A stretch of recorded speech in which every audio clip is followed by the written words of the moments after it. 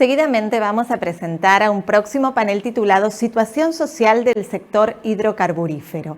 Este panel contará con la participación de las siguientes especialistas.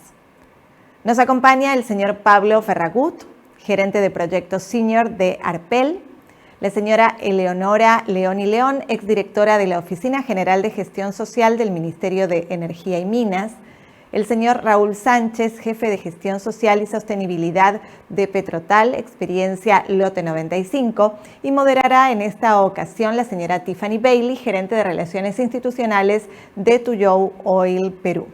Para nosotros es un gusto entonces presentar a los siguientes especialistas en el panel, que tendrá una duración de 40 minutos. Muy buenos días, señora Bailey. Bienvenida.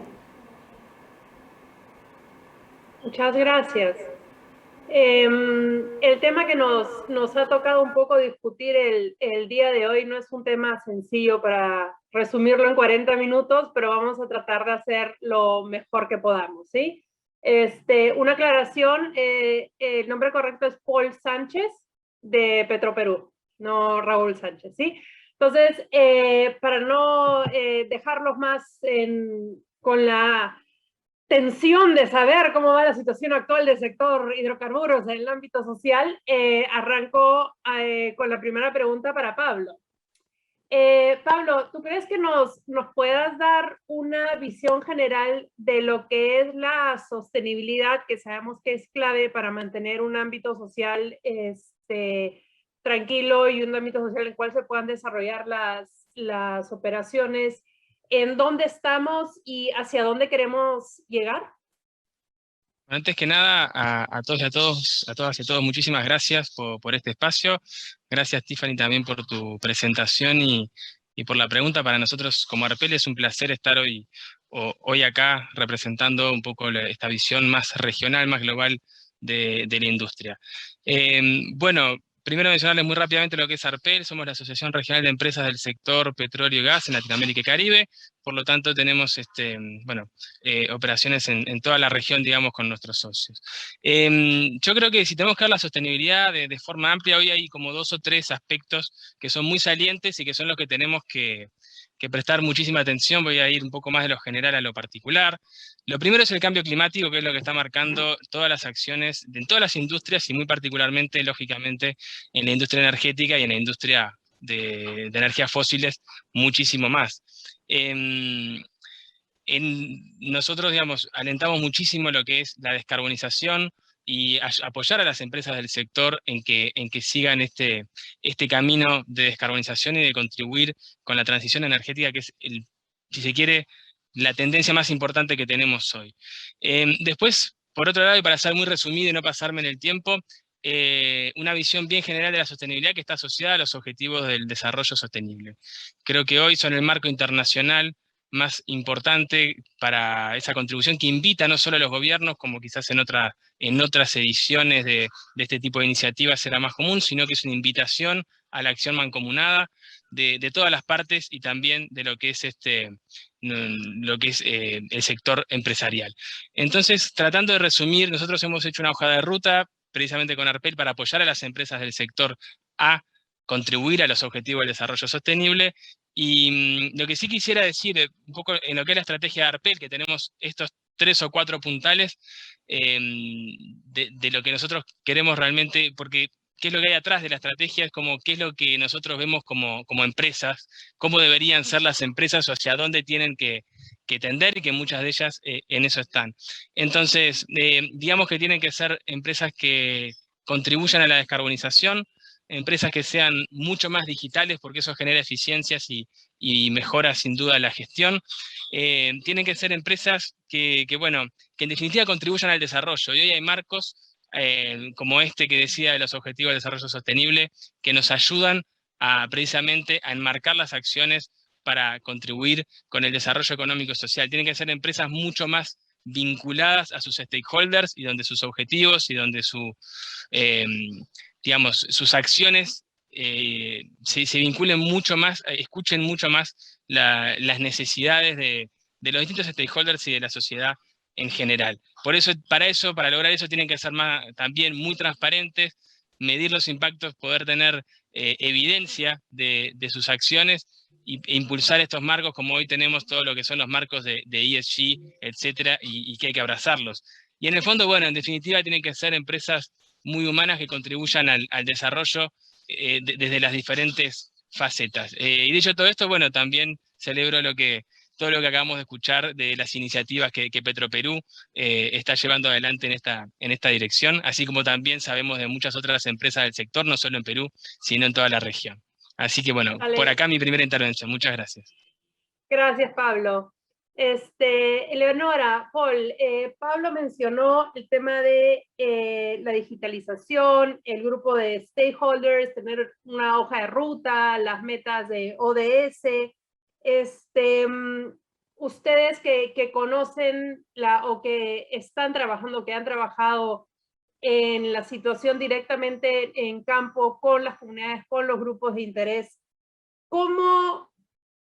¿cuál sería el objetivo del trabajo que están desarrollando y cómo se estaría trabajando a grandes rasgos hacia ese objetivo? Vamos primero con Eleonora. 3 minutos, por favor. Dale, muchísimas gracias, Tiffany, muchísimas gracias por la invitación. Me importa compartir un montón de información, la verdad que he hecho algunos apuntes, pero vamos soltando de a poquito, Tiffany, si está bien contigo. Yo creo que apuntando a lo que menciona Pablo, hay algo que reconocer, ¿no? En el trabajo que hemos tenido en la Amazonía. Veo con bastante preocupación a veces que desde esta nueva gestión del gobierno hay como un desconocimiento sobre las cosas que se han avanzado porque tratamos de querer hacer mejor las cosas siempre. Pero es una alta recomendación en trabajar sobre lo avanzado. Hay digamos, un montón de información ya generada que antes no teníamos, sobre la cual tomar decisiones ahora, ¿no? Y apuntar hacia lo que menciona Pablo. No teníamos el conocimiento que ahora existe ya sobre las comunidades nativas que coexisten con la industria petrolera hace muchos años, las necesidades que tienen y sobre todo los avances que se han hecho desde el gobierno, no solamente en la gestión anterior, sino en los anteriores gobiernos también, sobre concretamente qué es lo que quiere la gente, cómo está la situación en estatus de la inversión social en general. Tenemos claramente identificados ya las poblaciones diferentes, las colindancias con las operaciones, hay diálogos permanentes que se han gestionado con estas poblaciones, con estas organizaciones, y creo que es importante primero reconocer eso, Tiffany, ¿no? Trabajemos sobre lo que existe ya, sobre lo que tenemos avanzado, a miras de poder conseguir las metas que menciona Pablo. Yo creo que un tema importantísimo para una hoja de ruta en la Amazonía es tener definitivamente un enfoque multiactor, ¿no? Porque es claro que una sola parte no lo resuelve todo, sino más bien hay que actuar en manera conjunta desde las distintas organizaciones para que puedan, digamos, lograrse las metas que todos queremos y de esta forma tengamos un poco más de paz social en la Amazonía, el desarrollo de nuevos proyectos hidrocarburíferos y que estos se lleven con beneficios claros para las poblaciones y sobre todo en el marco de las necesidades que tenemos actualmente, ¿no? Tenemos los indicadores de pobreza más fuertes en la Amazonía, hay que comprometernos en cambiar eso. Y el compromiso no solamente parte de la empresa, sino también del sector público, ¿no? El rol es importantísimo, el rol es de liderazgo, la participación de las organizaciones, el invitarlos a ser parte de una construcción diferente, implica un liderazgo. Creo yo que un rol importante es el del Ministerio de Energía y Minas. Desde mi experiencia en la Oficina de Gestión Social, justamente pudimos hacer una aproximación muy buena con un equipo social bastante fuerte para que podamos acercarnos más a esto, ¿no? Dale, Tita. Muchas gracias, Leonora. Paul, ¿algún comentario al respecto? Gracias, Tiffany. Bueno, primero que todo, reciban todos un saludo de Petrotal. Nosotros estamos en el lote 95, ubicados en el distrito de Puinahua. Y siendo una operación joven, creo que lo primero es poder, como se dice, contribuir a que el país entero conozca el lugar en donde estamos, ¿no? Ese enfoque territorial que es súper importante para que podamos, comunidades, empresas y representantes del Estado, tener, ¿no?, una ubicación y que esto sea pertinente. ¿Por qué? Porque nosotros desde Petrotal lo que venimos trabajando fuertemente es el empoderamiento de las poblaciones, ¿no? A partir de generar sinergias, ¿no? Nosotros tenemos como objetivo el crear valor y desarrollar oportunidades para el bienestar de todos.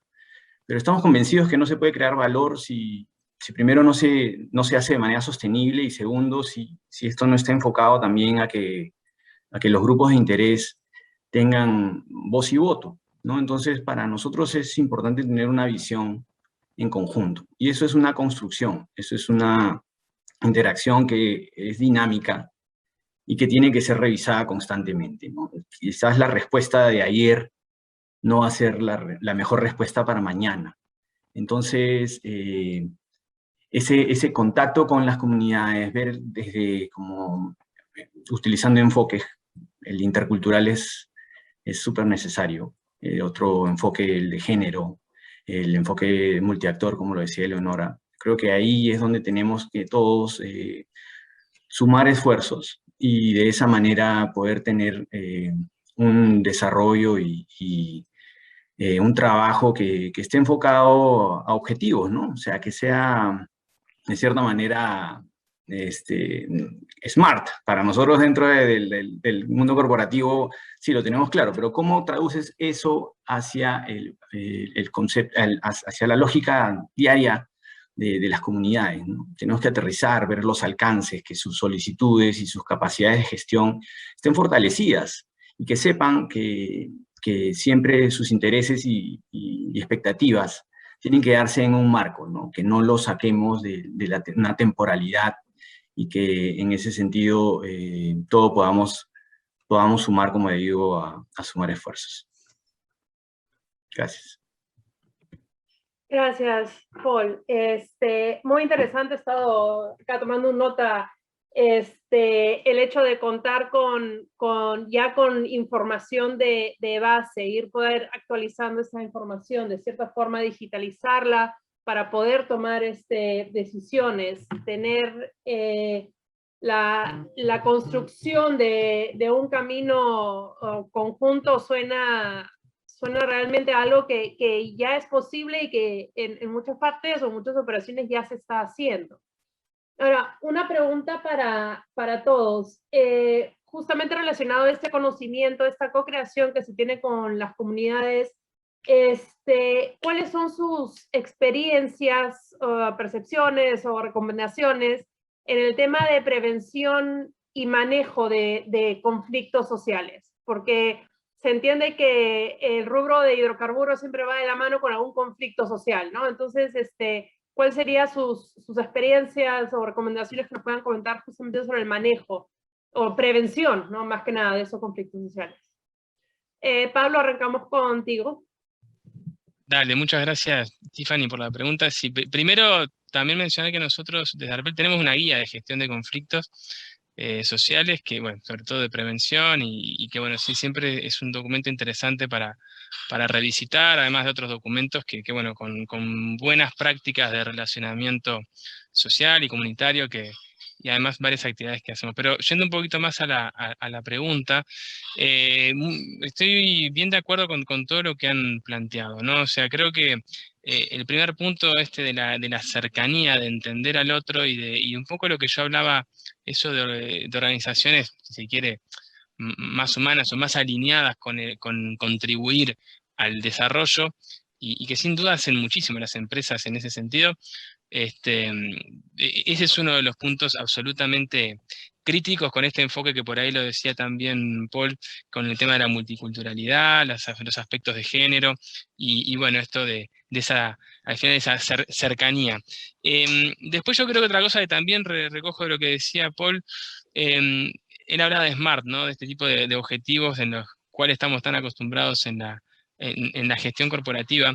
Pero sí es un hecho que es muy importante, digámoslo de alguna manera, sistematizar mucho la gestión. Yo creo que eso es un punto que en todo sentido, ¿no? La gestión social y toda la gestión, porque eso nos permite realmente tener muy buenos resultados y, bueno, mayor cercanía, una mejor gestión de la debida diligencia, etcétera, etcétera, que bueno, nos permite actuar más rápido y, bueno, evidentemente, digamos, no dejar que los conflictos escalen. El conflicto es algo natural cuando hay dos actores, o sea que el tema es prevenirlos y gestionarlos y tener una buena conexión con la comunidad, ¿no? Y por último, el otro punto que yo quisiera destacar también un poco por donde vengo, que vengo al final de una asociación de empresas, y sin duda también en Perú tienen al menos un par de asociaciones pero muy interesantes que trabajan con la industria. Entonces, sí decir que esto es un hecho de todos, ¿no? O sea, lo que afecta a una empresa también las afecta a todas. Entonces, es muy importante el compartir, ¿no? El estar, el contribuir entre todos, compartir las buenas prácticas, compartir las experiencias y generar prácticas comunes, no sé si comunes, pero por lo menos generar como ese frente en el cual, bueno, todas juntas pueden trabajar y ser mejores individualmente también, y en esa colaboración y cooperación técnica, cooperación creo que sería la palabra, eh, creo que es muy importante establecerla, formalizarla e impulsarla. Así que nada, por ahí mi respuesta. Gracias, Pablo. Y muy cierto, lo que afecta a uno, afecta a todos, ¿no? Eleonora. Gracias, Tiffany. Sí, mira, en esta línea de poder activar los temas multiactores, experiencias, tenemos una referencia muy buena. La diversidad de organizaciones en la Amazonía tiene que respetarse, ¿no? Yo creo que a veces tratamos de juntar a todos cuando en realidad lo que hay que hacer es diversificar también en la atención para poder recoger todas esas iniciativas, inquietudes, y de esa manera poder plasmarlas en una visión conjunta. Mantener diálogos permanentes es lo más importante que podemos hacer. Hay una experiencia muy interesante en la cual en el año 2017 teníamos pues en el oleoducto norperuano alrededor de 16 cortes en una lógica que se generó de un círculo perverso para generar beneficios a partir de los derrames a las poblaciones. Esto es bastante lamentable, un derrame no puede ser el motor del desarrollo de una población, y tomando nota de esa situación se hizo un trabajo conjunto muy interesante que yo creo que partió de un punto clave, ¿no? Buscar consensos en las asambleas comunales. En estos espacios pequeños, donde puedes explicarle claramente a las personas, a las poblaciones, cuáles son los objetivos, qué es lo que quieres lograr, y de esa manera tratar de encontrar alguna solución a esa problemática que también les afectaba a ellos y con la que definitivamente había muchas personas que no estaban de acuerdo. El trabajo fue muy minucioso, fue muy detallista, pero se construyó a lo largo de todo el oleoducto norperuano un consenso importante en función de crear un programa de desbroce y alerta temprana, en donde participaban cada una de estas comunidades en una capacitación que se les dio para poder hacer una vigilancia participativa del oleoducto, ¿no? Esto transformó la situación. Hubo una alianza en contra de los cortes por parte de federaciones, asociaciones, pero establecida desde las asambleas comunales, comunidad por comunidad. Esto ha construido una solidificación en función a que no queríamos delitos ambientales, que entendíamos que ese era el problema que existía, y esto ayudó mucho a que, digamos, se permeabilicen mucho mejor las relaciones, ¿no? Coexistimos con más de 10 etnias en más de 50 años, hay que conversar con cada una de ellas y tener en conjunto desde el Estado una mirada para poder compartir una visión y que a esta se puedan sumar las empresas. Gracias, Eleonora. Interesante el enfoque, ¿no? Porque si bien editamos las guías, que son unas guías que tratan de ver el tema de una manera más global, ¿no? Es muy importante la relación de uno a uno, y como mencionaste tú, en el espacio de cada comunidad, de cada actor. Entonces, tenemos las guías que nos dicen un poco cuáles son los lineamientos, pero esos tienen que ser aterrizados a cada situación y a cada lugar donde nos estamos encontrando, ¿no? Paul, comentarios sobre prevención de conflictos. Ah, sí, es un tema bien complejo, pero yo creo que en el sector hay como un ciclo vicioso, ¿no? Que es, elevo mis demandas al Estado, no me atiende, afectó a la operación, espero que me atienda el Estado, hay una demora en el cumplimiento, vuelvo a afectar la operación y termina como que repitiéndose, ¿no? Lamentablemente. Y para nosotros es importante arrancar primero reconocer señales de alerta, ¿no? Y ese reconocimiento lo vas a tener en campo. Importante el componente de los equipos sociales, ¿no? Que estén en esa interacción.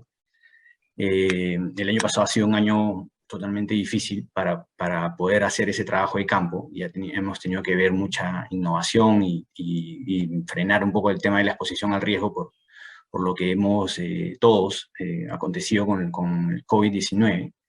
Pero yo creo que deberíamos partir de eso, ¿no? De este análisis, de reconocer, de identificar un proceso sociopolítico y segmentar, ¿no? Segmentar por grupos de interés, por intereses, por expectativas,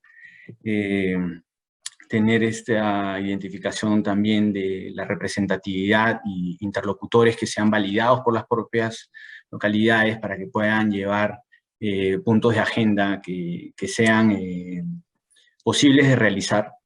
Entonces, el tema pasa por quién podría ser un tema de quién hace el monitoreo. Y ahí están los programas de monitoreo participativo. Tiene que haber un tercero involucrado, que sea imparcial y que vaya acompañando el proceso, porque muchas veces no son demandas en contra de la actividad. En nuestra experiencia, la gente nos dice, nosotros no estamos en contra de la actividad petrolera, estamos en contra de la desigualdad. Y ahí es donde tú como empresa asumes un rol protagónico porque buscas resolver. Y tienes que resolver situaciones complicadas que tú dices, oye, son servicios básicos, esto lo tiene que atender el Estado. Ok, entonces voy a resolver con la comunidad, pero también voy a ayudar al Estado. Entonces, es ahí en donde hay esta convergencia y tenemos que ser las empresas, y ese es el gran reto, el motor, los mejores embajadores de ambas partes, ¿no? Y poder salir de ese punto medio en que nos encontramos, porque somos, de cierta manera, pues el flanco para la atención del Estado, pero tiene que haber ahí una lógica que se vaya, como digo, ¿no? Refrescando. No podemos creer que existe una sola fórmula y que es un solo camino hacia el éxito, ¿no? Entonces, por ahí el fortalecimiento, el empoderamiento y que la gente pues esté capacitada para llegar a sentarse en la mesa y poder tratar temas de su importancia.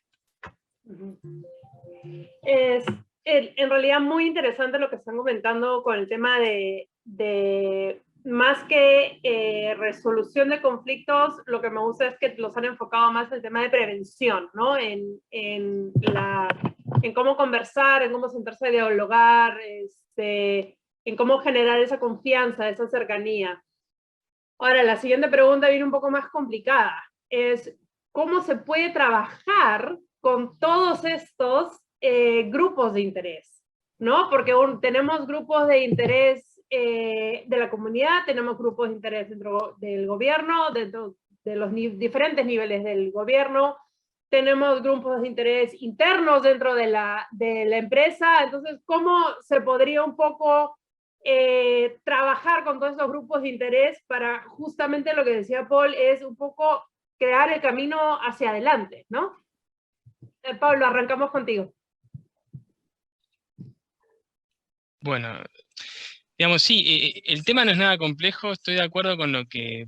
no es nada sencillo, pero es muy complejo, precisamente porque hay muchos actores, hay expectativas, hay temas siempre a resolver. Sí es cierto bueno, que hay que trabajar, o sea, como que la resolución de los conflictos ya es una ciencia en sí misma que tiene mucha complejidad. Sí hay que trabajar principalmente con las comunidades y también con los gobiernos en la confianza, en construir juntos lo que se busca. O sea, las empresas petroleras, lógicamente, que bueno, van a buscar, digamos, hacer la operación y demás, pero también son una fuente muy importante de bienestar tanto para los países, por lo que dejan desde muchos puntos de vista, como también para las comunidades locales por toda la inversión que hacen allí. Entonces la empresa es un actor, digamos, un actor fundamental, un actor que realmente busca un poco por lo que planteaba al principio, esta visión de la empresa,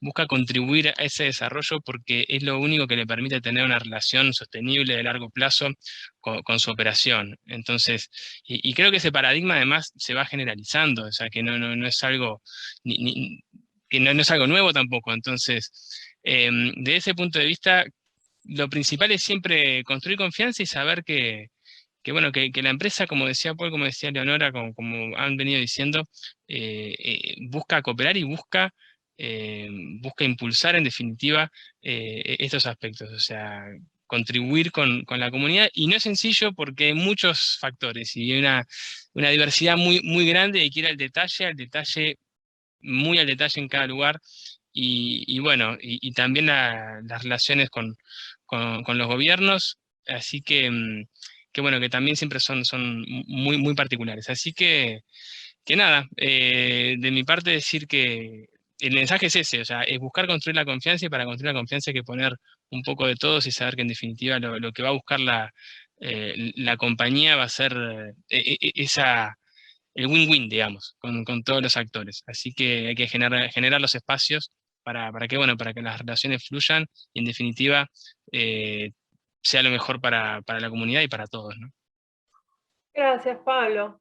Eleonora, desde tu experiencia, ¿cómo es la mejor manera o cuál es el truco que has encontrado para poder manejar, para poder gestionar un poco la relación entre todo ese grupo, todos estos grupos de interés? Vale. A ver, yo creo que, como mencionábamos, tenemos un montón de etnias que coexisten hace muchos años con la industria petrolera, ¿no?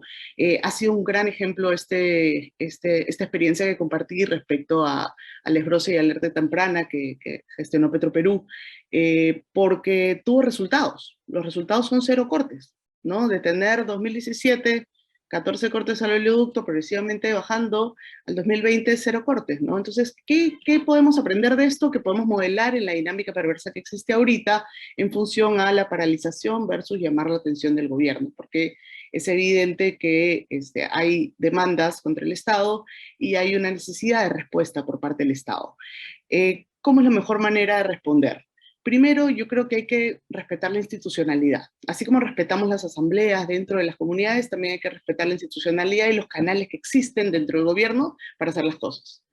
Es importantísimo que no tengamos una dinámica de respuesta, ¿no? que se enlace únicamente en la capacidad de protestar del otro, porque el que no tiene capacidad de protestar también tiene legítimos derechos que velar por ellos y legítimas necesidades. Entonces, ¿cómo logras coberturar todo? Entonces hay que regresar al origen de lo que necesitamos empoderar, que es el Estado, ¿no? El Estado atendiendo las demandas, el Estado central, Presidencia del Consejo de Ministros, MINEM, articulando con el gobierno regional, articulando con los alcaldes para dar una respuesta en función a toda esta información que ya se ha podido recuperar acerca del plan de cierre de brechas, toda la información que tiene la industria petrolera respecto a las poblaciones en su colindancia y comenzar a hacer una visión conjunta respecto a eso, ¿no? No solo tener una reunión, manejar un diálogo permanente, un diálogo a un tiempo determinado, para que podamos ir viendo los resultados de este cambio en la dinámica, ¿no? Yo creo que esto modela mucho un ejemplo claro a seguir. Es muy importante también el rol del Congreso como un rol fiscalizador. Hemos tenido 2 decretos de urgencia con fondos para la Amazonía emitidos que necesitan darle seguimiento en alguna forma. Esto estaba a cargo del Viceministerio de Hidrocarburos, dentro del rol de plan de cierre de brechas, pero es importante potencializar también la Oficina de Gestión Social del Ministerio, porque es a través de esta oficina que se llega a las poblaciones, ¿no? también existen modelos que recrear, ¿no? Existen 2 modelos que ya funcionan sobre fondos sociales que hay que estudiar, que hay que analizar, hay que trabajar sobre lo aprendido como recomendaba, ¿no? Hay mucha experiencia también en núcleos ejecutores, transferencias directas a municipios, en data que ya existe, que podemos mirar qué pasó, y en función a algo que yo creo que es un rol importantísimo de la empresa, es promover un programa de fiscalización del gasto público en las zonas, desarrollando capacidades de seguimiento en estos líderes locales.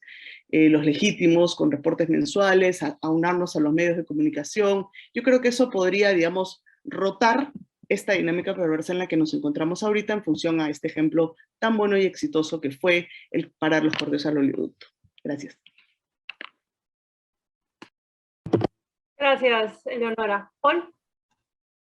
Bueno, nada, que he escuchado atentamente lo que ha dicho Eleonora. Yo creo que súper claro, ¿no? Importantísimo. O sea, hay un camino ahí que seguir. Yo sumaría que todo esto tiene que ser mirado bajo un enfoque integral, ¿no? Tenemos que empezar a hacer pequeñas interacciones con la gente para ver cómo responden, porque la confianza no viene de un solo lado, es un proceso que involucra a todos los actores que participan, ¿no? En este caso, basándonos en ese triángulo de comunidad, Estado y empresa, es importante entender que diferentes visiones enriquecen el proceso, ¿no? Y en ese sentido, vuelvo al tema de generar convergencias, de tener coherencia en el proceso, ¿no? De lo que se asuma como compromiso pueda ser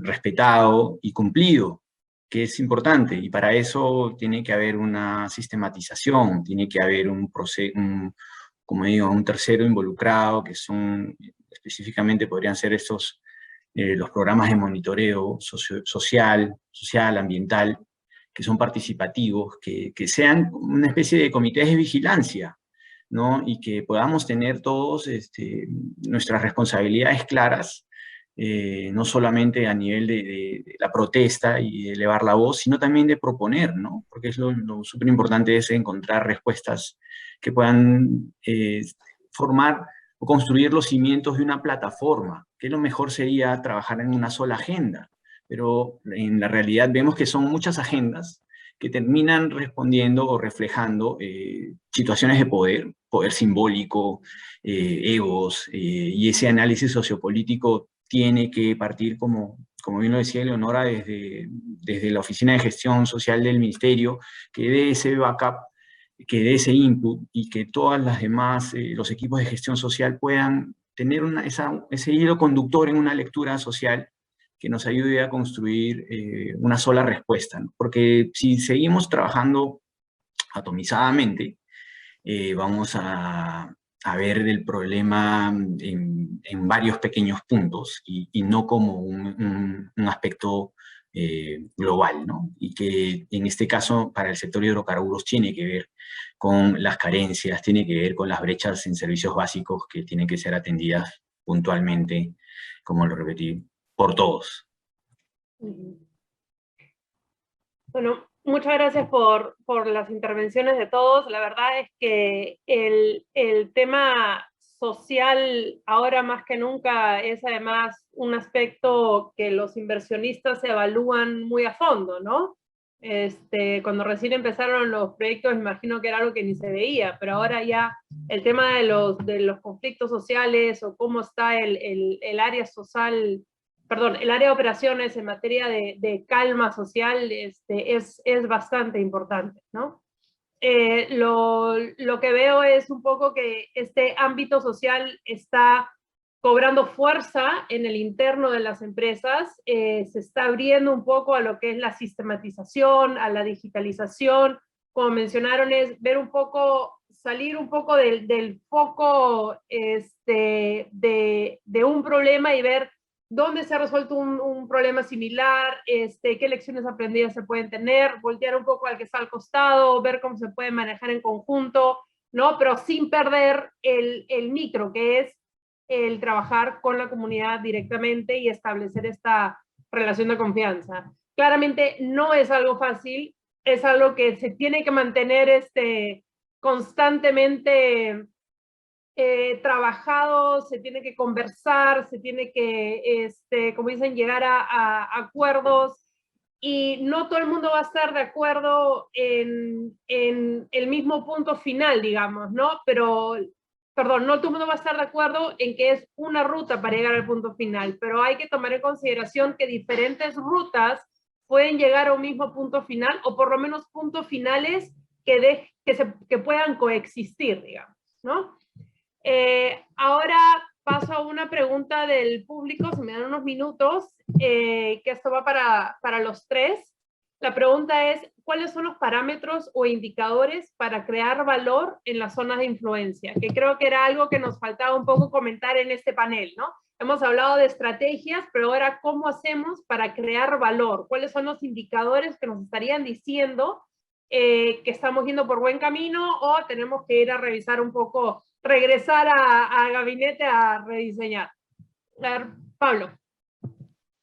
Bien, yo lo contesto de forma un poco más general, y volviendo a los ODS, por ejemplo, que son el marco más amplio, rescato también algo que vos decías, Tiffany, es decir, están los dos niveles, ¿no? El nivel más cercano a la comunidad y el nivel más corporativo de la empresa, donde esto es, digámoslo, tiene que ser una política del más alto nivel, porque hoy lo exigen no solo la comunidad, lo exigen absolutamente de todos lados, toda la comunidad internacional, a través de diferentes criterios, los criterios de ESG para obtener financiamiento, etcétera, etcétera. Entonces, decía los ODS porque tienen sus metas, y eso obviamente hay que adaptarlo a cada lugar, pero son metas con objetivos que busca que sean medibles. Después hay muchos marcos como estos que decía, los criterios de ESG, etcétera, donde realmente podemos ir a buscar indicadores para sistematizar esta gestión, que hay que adaptarlos a cada lugar, eso sin duda, pero sí, son indicadores que tampoco son son bastante conocidos, te diría, o sea, de lo que tiene que ver con desarrollo social, con impacto ambiental, etcétera, etcétera, pero sí es importante, como decía, cuando hablaba de sistematizar o la gestión, por decirlo así, de tener evidencia, de ser transparentes, tiene que ver también con desarrollar esta parte de indicadores, así que bueno, es muy buena la pregunta.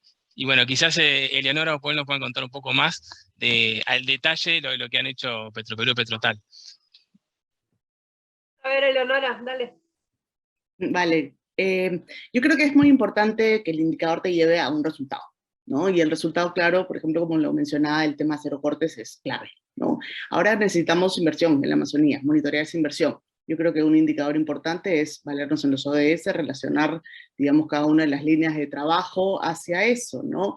Se han sentado bases ya desde la Oficina de Gestión Social en cuanto a todos los procesos participativos que se han establecido, sobre los cuales debemos trabajar. Se han sentado bases ya desde la gestión social del Petroperú, que comenzó de no conocer las comunidades, digamos, en nivel de detalle que se conoce ahora, en el nivel de conexión que ya hay ahora, que creo que es importante poder generar estos indicadores de manera participativa, ¿no? ¿Qué es lo que queremos lograr con esta visión conjunta? ¿Qué es lo que queremos lograr con ese trabajo? Cero paralizaciones es un indicador importantísimo para la industria. El desarrollo es un indicador importantísimo para las poblaciones. Entonces yo creo que esto puede hacer a sumar esfuerzos, ¿no? Yo espero que la nueva gestión del gobierno y de Petroperú puedan encaminar sobre la base de todo esto avanzado en los mejores resultados que ya se han obtenido antes y que sirven como referencia para lograr las metas que tenemos ahora. Gracias, Tiffany. Gracias. Paul, ¿algún comentario? Sí, yo creo que tenemos que partir desde una estrategia de sostenibilidad. Y para eso, pues, importante utilizar la plataforma de los ODS, ¿no? O sea, educación, salud, cómo llegamos nosotros cuando se instala la empresa y cómo en este andar en conjunto, en la misma ribera, remando en el mismo peque-peque, llegamos a poder demostrar que nuestro plan de gestión social y el aporte al desarrollo local se puede medir, ¿no? Entonces hay temas como educación, como salud que son fundamentales, actividades económicas. No podemos llegar a la Amazonía a querer desarrollar un proyecto de siembra y cosecha de algodón, ¿no? Tenemos que saber cuáles son las actividades económicas y los productos, las cadenas de valor que tradicionalmente se encuentran, y a partir de ahí potenciarlas para que ese índice de desarrollo humano, en donde nos dan datos fríos, ¿no? En el Puinahua, el sueldo per cápita, 280 soles, ¿no? Cuando yo hablo del Puinahua, cuando hablo de Bretaña, que es la capital del distrito, ningún funcionario lo relaciona con la selva. Estoy pensando que estoy hablando de Escocia, Inglaterra, ¿no? Gran Bretaña. No, nada que ver. Entonces, analicemos eso. ¿Cómo vamos a medir nuestra impacto en la educación si no tenemos la encuesta censal de estudiantes y si previamente no hemos capacitado profesores para que puedan tener una mejor calidad en el tema de enseñanza, ¿no? No tenemos que basarnos todo en entrega de campaña escolar, ¿no? Entonces hay factores que tienen que partir desde la sistematización y levantamiento de información. Hay indicadores primarios, hay indicadores secundarios, y todo eso tiene que estar englobado para que decir, oye, este es el camino, esta es la estrategia. Al 2023 yo voy a afectar en tantos puntos porcentuales en nivel de acceso a la educación, o a salud, o a actividades productivas, ¿no? Hacia el 2025 sigo en este camino, levanto otros temas, y hacia el 2030, que es el año en sí, el que todos esperamos, sobre los ODS, ver cómo hemos llegado en este trabajo, porque tiene que ser articulado. Como le digo, no podemos seguir trabajando de manera atomizada, todo tiene que estar enlazado. Muchas gracias, Paul. Ya para ir cerrando un poco el panel, y en vista de que el título del panel es Situación Social del Sector Hidrocarburos, les pediría una frase final o unos comentarios finales de todo lo que hemos estado conversando, y en especial sobre su perspectiva de la situación social de los hidrocarburos en Perú. Pablo, arrancamos contigo.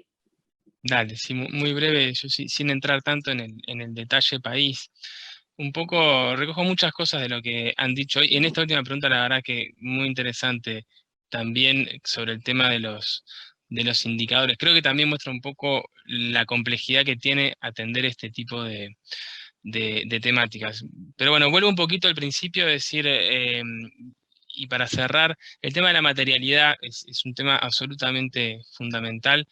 Por ejemplo, cuando uno hace reporte de sostenibilidad, etcétera, porque uno se obliga, en definitiva, a definir las prioridades con la comunidad y con todos los stakeholders, ¿no? Creo que la tendencia va hacia esto que les decía al principio, ¿no? Empresas que contribuyan con el desarrollo local, con el desarrollo social, empresas que contribuyan y se comprometan con la transición energética,